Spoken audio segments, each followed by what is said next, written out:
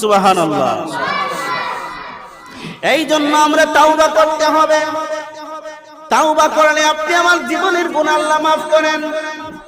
যেই ব্যক্তি মনে করে যে তাওবা এখন করব না, আমার বয়স হইল, আমার বয়স 40 হোক, 50 হোক, 60 70 হোক, যখন আমার চুল দাড়ি সব কিছু পেকে যাইবে, যখন আমি বৃদ্ধ হয়ে যাব, তখন আমি তাওবা করব।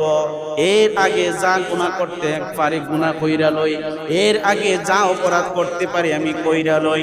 এই ধারণা যার ভিতরে থাকবে, এই ধারণাটা যার ভিতরে রাখবে, এর আগে যদি আজরাইল আইসা আপনি আমার জানটা কবজ করে নে, আর আপনি আমার জানটা কবজ করে নিয়ে যাওয়ার সাথে সাথে যদি আপনি আমি জাহান্নামে হয়ে যাই, যেই জাহান্নামের আগুন আমরা দুনিয়ার মধ্যে থেকে অনুভব করতে পারি না, দুনিয়ার মধ্যে থেকে আমরা বুঝতে পারি না জাহান্নাম কেমন, আমরা দুনিয়ার মধ্যে থেকে বুঝতে পারি না ওই শয়তানের ধোঁকাটা কেমন।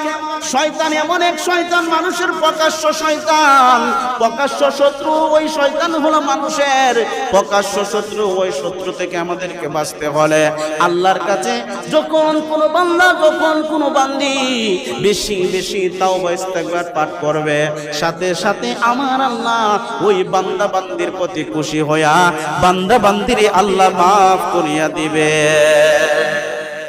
আর জোরে জোরে কন্যা সুবহানাল্লাহ। মুসা আলাইহিস সালাতু ওয়াস সালাম